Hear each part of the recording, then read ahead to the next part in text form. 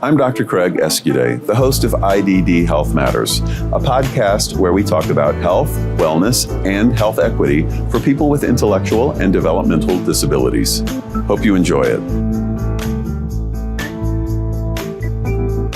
Welcome to this episode of IDD Health Matters. Our guest today is Patrick Paul. Welcome, Patrick. Thank you. Thank you for having me. So we're coming to you today from the New York Alliance for Inclusion and Innovation Conference. I know you have a role that you play in the conference. Yes. Talk about it. I am a board member, and I am representing a particular area of the state, which is the Hudson Valley, and all board members many of the board members have areas that they represent, and then there's obviously other people on the board who do other things. Very good. So tell us a little bit about what you do in this field of intellectual and developmental disability supports and services. Sure. I am a CEO of Anderson Center for Autism, and I've been CEO for about 6 years, but it's an organization that I've been associated with since 1994, and I'm trying to count the numbers, but it's been a long time. I first started out my contact with the organization is I'm a certified public accountant, and I did their yearly annual audit and audit of other things that needed to be done during the mid-year and quarterly. So, and that was in 1994. So in 2000, I came as a consultant. I had my own firm, CPA firm, and I've stayed ever since. And so I started out as a consultant, controller, became the corporate compliance officer. I was doing both at the same time. And then went and became the chief financial officer, chief operating officer, and then, as I said, the CEO. So what services do you provide for people with autism? We provide services, residential and day services to children with autism. So we have a school, and that school has can have up to 138 individuals in the school who are school age. We also have a residential program, and the folks who are at the residential program, the majority of them go to the school because it's known as a residential school, and we can have up to 140 people there. They're all under 21 years old, except for those individuals who remain on our campus looking for adult placement, which we have a large number of those because it's getting difficult to find adult placement for folks, especially the folks that we serve who are very profound and very involved and very challenging. We take students from all over the country, as far away as Washington, Illinois, California, and other states. Wow. And so we provide services on our campus for those who are what we call out-of-state students. So I know that sometimes you encounter health issues in the people that you support. What's it like accessing the healthcare system for you? Have you had any challenges or successes, or does it work pretty well? Or just curious about your thoughts on that. I just want to. We also have 130 adults in the community, 25 residential opportunities, and we have also day opportunities through day habs or lifelong learning centers. We have preschools. And we have a clinic. So you've got a clinic. We have a clinic, okay. And in that clinic we do OTPT speech. We can do behavioral services. We have a whole group of things that we're able to do. We also have an international program. We bring people from around the world, probably 80 countries who come and they train with us. We also bring in H1 folks who come in to work in all our facilities. So with what you're saying, the reason why I wanted to mention that is because, as we all know, there's a shortage of staffing everywhere. Right. But that shortage is also a shortage of professionals, folks who would normally be the ones that would be caring for providing services to our children and adults. And even in our preschool programs, it's hard to find professionals that are able to do that. And even accessing medical care is very difficult, psychiatric support, behavioral support. So it's been a struggle, and we're always working on it and always trying to overcome that significant barrier to folks who have some significant comorbid conditions, such as intestinal GERD. They have ADHD. They have OCD and other behaviors and conditions. And these things are often intertwined. Sometimes we kind of, separate out mental health conditions with medical conditions, but it's important for all of us that doesn't occur, really, because our minds are connected to our bodies, but especially people with intellectual and developmental disabilities and autism. So many times there's such a connection between things that happen in our bodies and the way that we might interact with other people, meaning our behaviors, the way we can communicate, and vice versa. Things that might be going on our mind and be stressful and struggle, that we might struggle with, can affect our bodies physically as well too. So that integrated care approach is really, really important. That's one of the things I really advocate for too, is to help. I think we can do more on the clinician side of things to understand people with different needs and different challenges, and learn how to provide good health care for them, because they certainly need it. Well, I think for the folks that we provide, especially the 24-hour care for, because you do consulting to school districts and other organizations, but it sounds like you do a lot. We do a lot of things, but I think it's so key for our children and adults, especially the ones that stay with us 24 hours a day. They're the most profound, most involved. Is you have to remember that since they are profound and involved, they have very limited ability to communicate. They have very a limited ability to be in social situations. And when they are upset or when something hurts, and that could be connected to a medical condition, it can sometimes result in significant behaviors. And with those significant behaviors, they are injured, staff are injured. So it is so important that we get the medical care as fast as possible and get good diagnosis, and that we get that care to those individuals as quickly as possible with the help of medical professionals. One of the challenges that I see sometimes is that we have a person who's exhibiting some sort of aggressive behavior, and the first thought is that, this is due to their autism, or that this is due to their intellectual disability, without ever really delving a little bit further into something that might be causing that behavior, such as being in pain and not be able to communicate it to someone. Absolutely. And there's a term for that called diagnostic overshadowing, where we attribute the symptom or the behavior to the overall condition that the person has without ever looking for something else. And the Joint Commission put out a Sentinel event alert in 2022, just last year, about that, to warning about the dangers of diagnostic overshadowing and actually calling it a failure to deliver a proper diagnosis. Yes. It's pretty impactful, and it's something that it is unfortunately part of this field that we have to work towards to improve. Are there things that you think could improve or reduce the chance of that type of thing happening?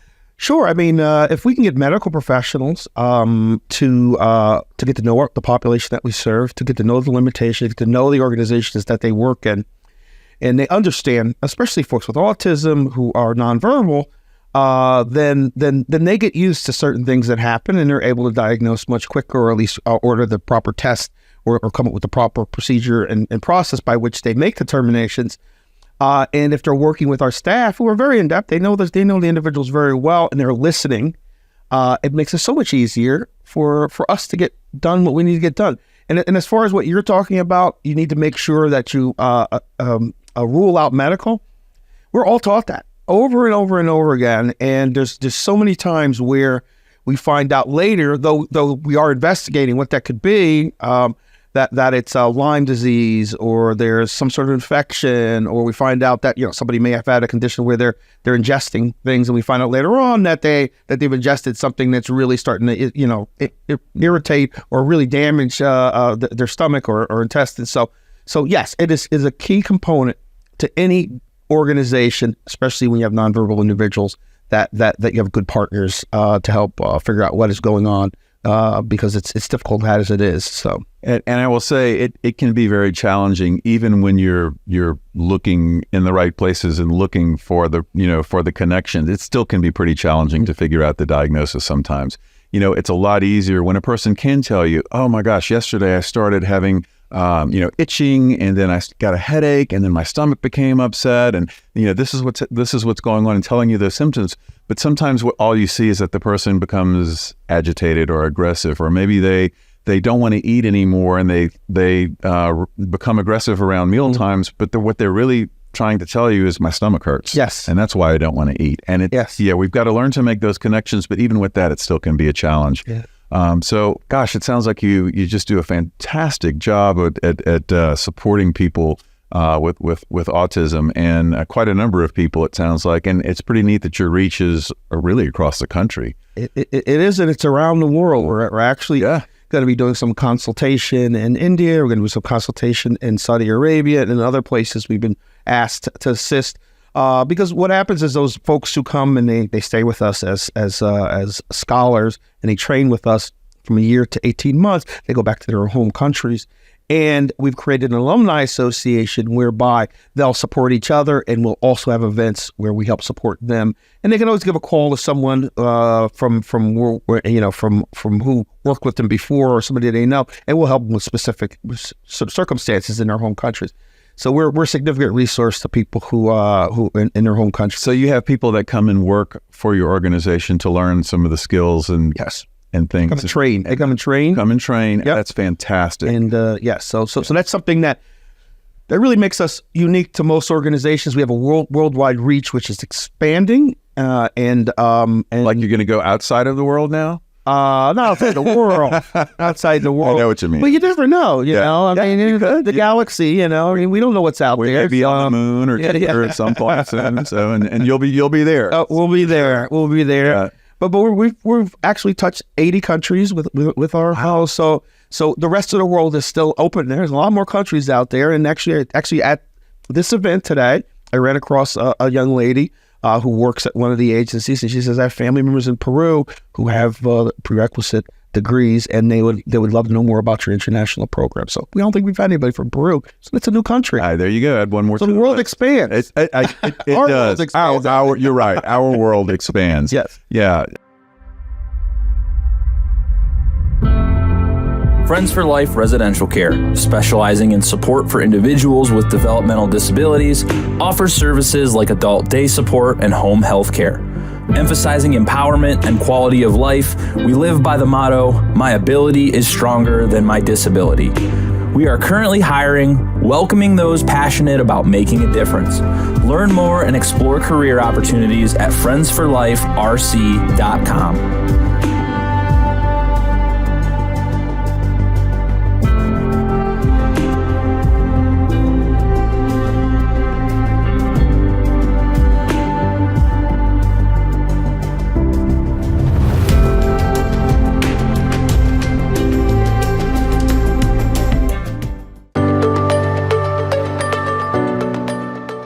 I'm Dr. Craig Escude, President of Intellectability. State developmental disability agencies, managed care organizations, and providers across the United States use Intellectability's health risk screening tool, e-learn courses, and person-centered training to improve health equity for people with IDD. Visit replacingrisks.com to learn more about how you can employ these tools with people you support.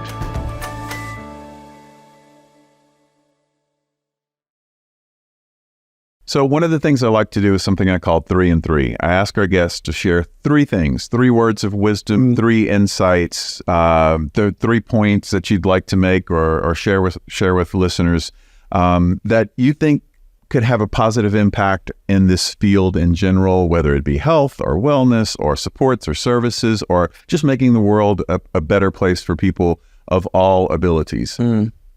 Well, I think that there's some concepts that I think are really important, especially when you work in the field of autism and in the field of IDD. Assume that people are competent.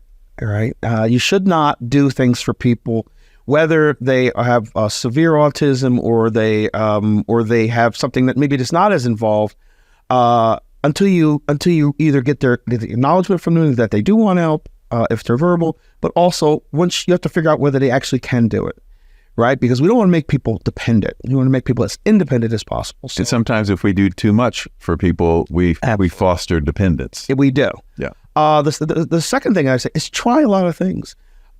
Because I am one of those folks who have had many careers, and I'll give you a couple of them. I was a New York State trooper for many years. I worked for the Internal Revenue Service for years, a CPA, And now, I'm CEO of an organization that focuses on individuals with autism. So I think that this is where I was supposed to be. I think I landed in the right place. But everything that I've ever learned before then, I use here. Yep. Whether it's things I did personally, things I did professionally. So never underestimate any experience that you may have had, because you don't know where you're going to end up. That's so true, and a great piece of advice. And sometimes people are wondering about a particular field, but they realize they have to start maybe in a position that they're not that fond of. Yes. But each place you work builds. It helps develop you into a person, and then you become more and more valuable, and you also figure out where your niche is. And, if you remain open and flexible, you'll likely find the right place for you. I think you will. Yeah. And I agree with you. Yeah. And the second thing is don't ever let a good crisis go to waste, right? Because crisis brings change, innovation, and creativity. The pandemic was tough, but, we had to pivot. We had to move quickly. We had to do things that we had never done before. But what was even more important is the people who would have stood in your way to do certain creative and innovative, they got on board with you quickly. I'll give you an example. We had a completely full-fledged audio-visual system throughout our whole organization, almost 1,000 employees, multiple locations. We couldn't get anybody to use it for years.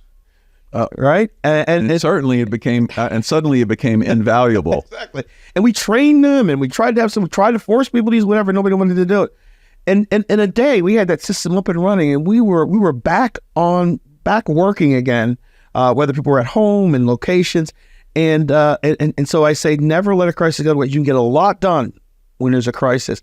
Where if there wasn't a crisis, it would take you forever to get it done. So, and a crisis sometimes really facilitates innovation. Yes. Absolutely. So I love that. Yes. Taking the challenges that we all face in life and finding the good side of them, the upside of them, and there usually is something. There's a piece of that. Something. Patrick, it's been phenomenal talking to you. I love the work that you do, and thank you. I mean, it's clear you will conquer outside of the world. Yeah, at some point. Whenever people get when there. it comes. Yeah, when it comes. When it comes. I'm always looking at the stars. Probably sometimes I trip because I'm looking too high. You know what? That's a good thing. Sometimes we never look up and miss so much beauty. Yep. So thank you so much for what My you do. pleasure. Thank you for being a guest here today. And thank you for having me.